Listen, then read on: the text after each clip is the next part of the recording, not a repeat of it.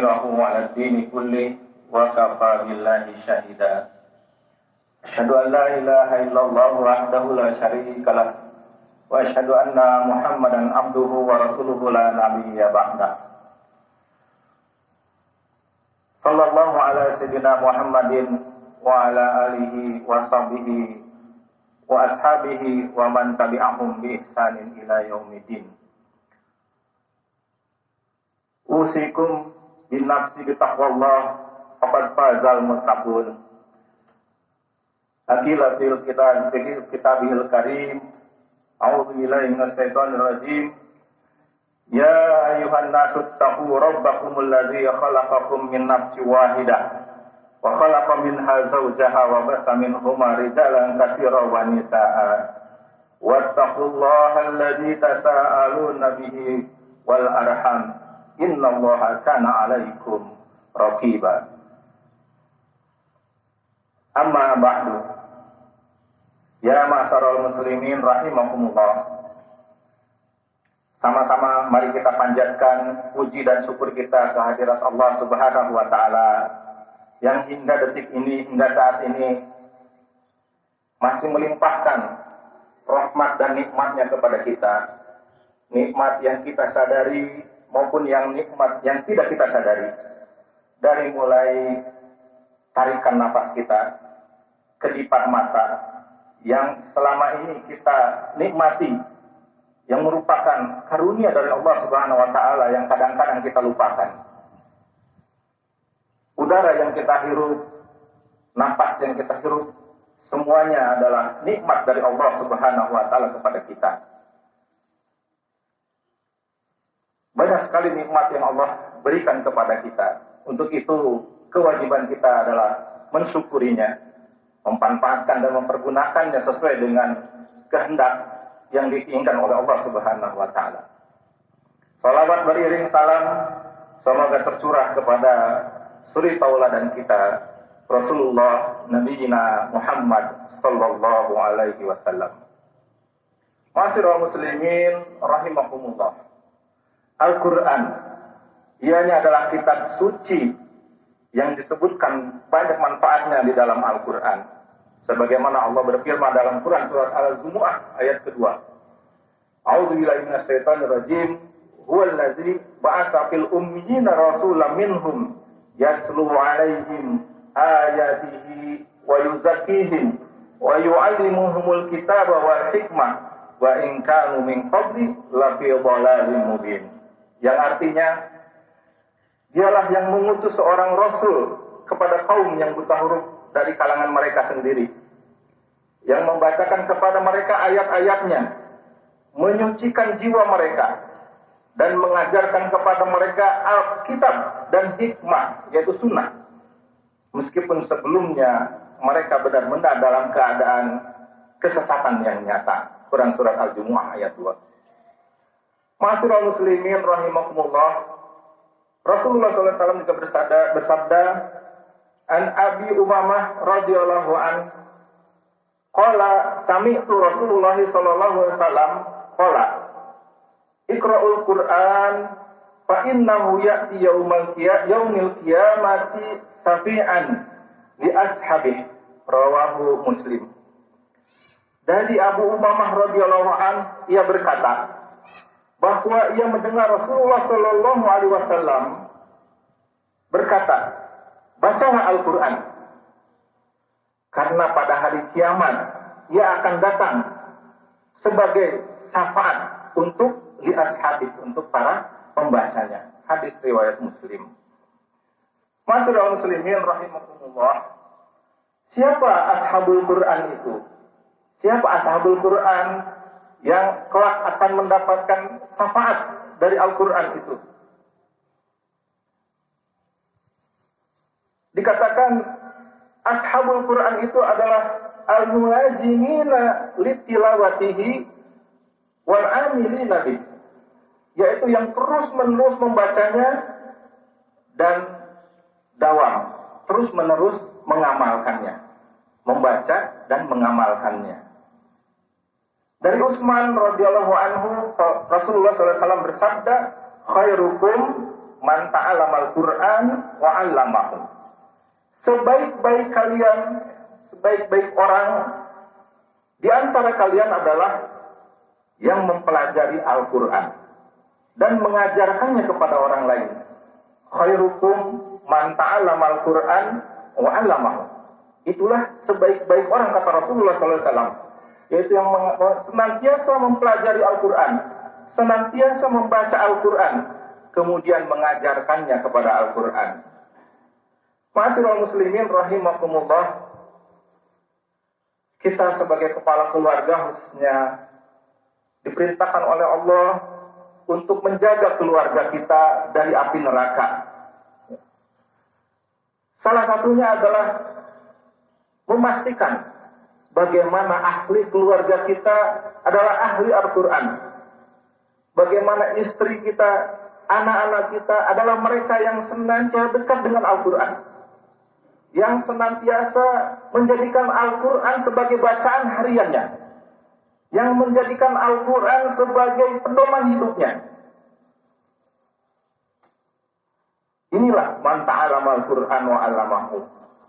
Setidaknya jika kita tidak bisa mengajarkan Al-Quran kepada keluarga kita, maka doronglah, maka perintahkanlah istri kita, anak-anak kita untuk hadir di majelis-majelis Al-Quran, di majelis-majelis di mana Al-Quran dipelajari, di mana Al-Quran diajarkan. Bukan hanya menyuruh, kita juga ikut hadir di dalamnya. Inilah keluarga yang tentunya nanti akan dinaungi oleh Allah dengan Al-Quran ini. Ibnu Qayyim menjelaskan bahwa belajar dan mengajarkan Al-Quran itu adalah mencakup mempelajari dan mengajarkan huruf-hurufnya. Alangkah lebih baiknya jika bapak-bapak sebagai kepala keluarga adalah orang yang mengajarkan langsung Al-Quran kepada keluarganya. Namun jika tidak bisa, maka tadi perintahkan keluarga kita untuk mempelajari Al-Quran, belajar kepada yang ahli dengan Al-Quran tersebut. Kemudian yang kedua adalah bahwa belajar dan mengajarkan Al-Quran itu adalah mempelajari dan mengajarkan maknanya. Ya. Hari ini Al-Quran sudah sangat mudah untuk kita pelajari. Kalaupun kita tidak bisa membaca huruf Arabnya, ya, yang tentunya jika kita harus terus berusaha agar kita mampu membaca Al-Quran itu, kita juga bisa membaca dari terjemahnya, atau mungkin dari tulisan Latinnya, dari terjemahnya, sehingga kita bisa mentadaburi, bisa mengetahui makna yang terkandung daripada ayat-ayat Al-Quran itu, yang kemudian menjadi pedoman bagi kehidupan kita di tengah-tengah kehidupan yang sangat berat ini. Maka Al-Quran adalah pelita, petunjuk bagi kita semua. Kata Ibnu Qayyim, yang kedua yaitu yang mempelajari dan mengajarkan makna inilah yang lebih utama, karena makna itulah yang dimaksud dengan tujuan mempelajari Al-Quran. Ya. Sedangkan as-safi'an, ya, yaitu tadi ya, Al-Quran itu akan menjadi syafaat bagi kita kelak di yaumil akhir. Yaitu apa? Al-Quran akan memintakan ampun bagi sahibul Quran, bagi yang senantiasa membacanya. Kelak di yaumil akhir, Al-Quran akan menjadi penolong kita. Al-Quran yang kita baca, yang senantiasa kita dekat dengannya, dia akan menjadi penolong kita di yaumil akhir nanti.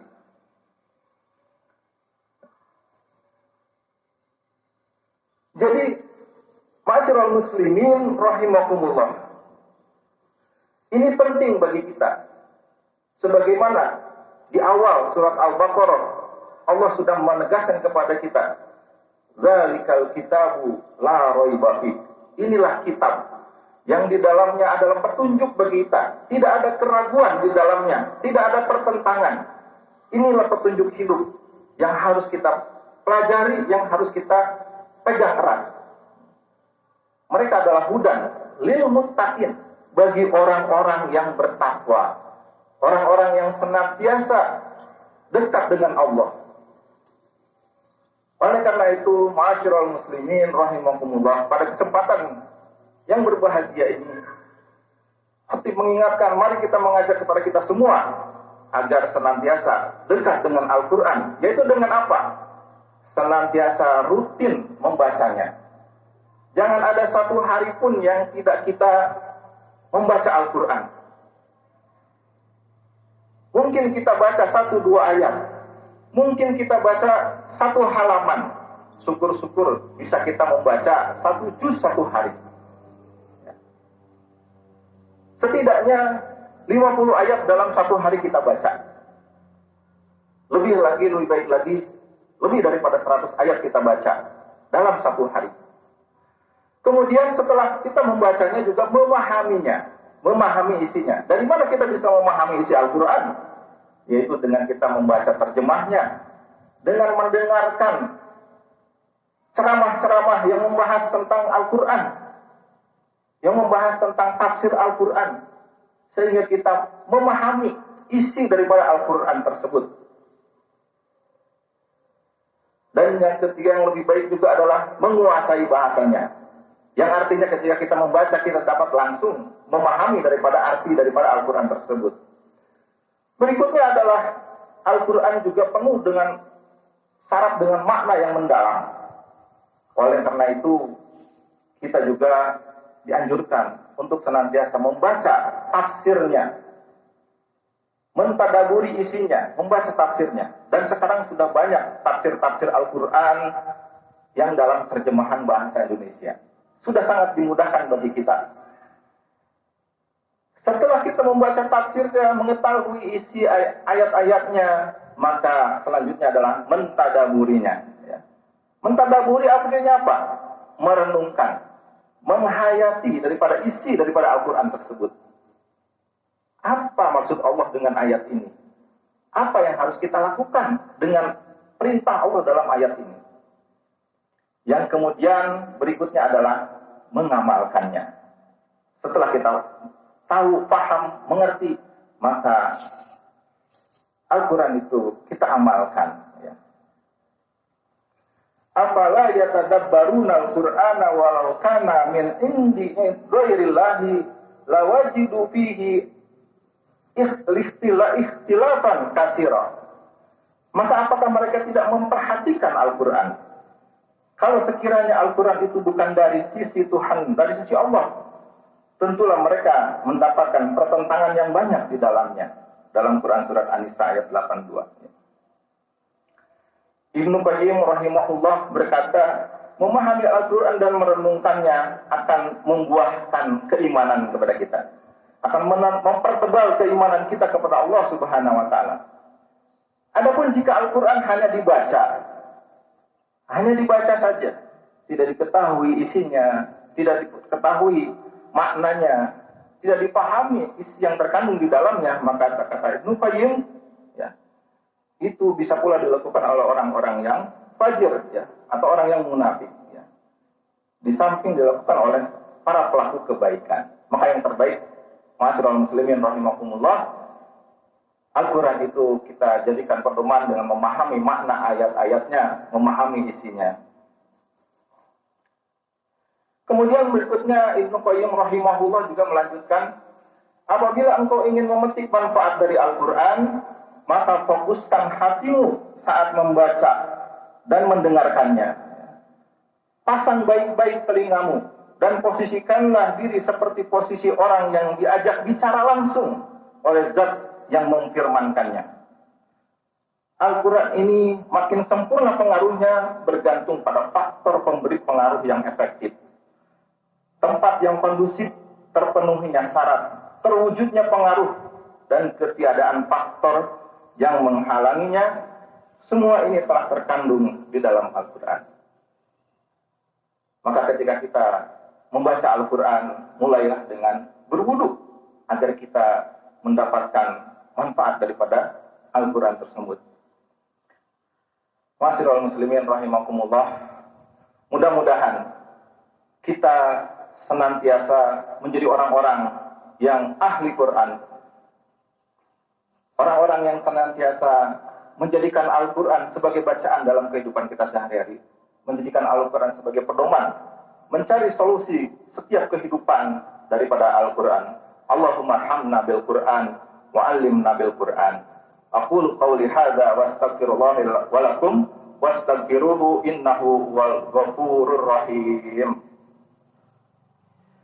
Allahumma salli wa sallim wa zid wa an'im wa tafaddal wa barik بجلالك وكمالك على زين عبادك وأشرف عبادك سيدنا ومولانا محمد وسلم رضي الله تبارك وتعالى عن كل صحابة رسول الله أجمعين.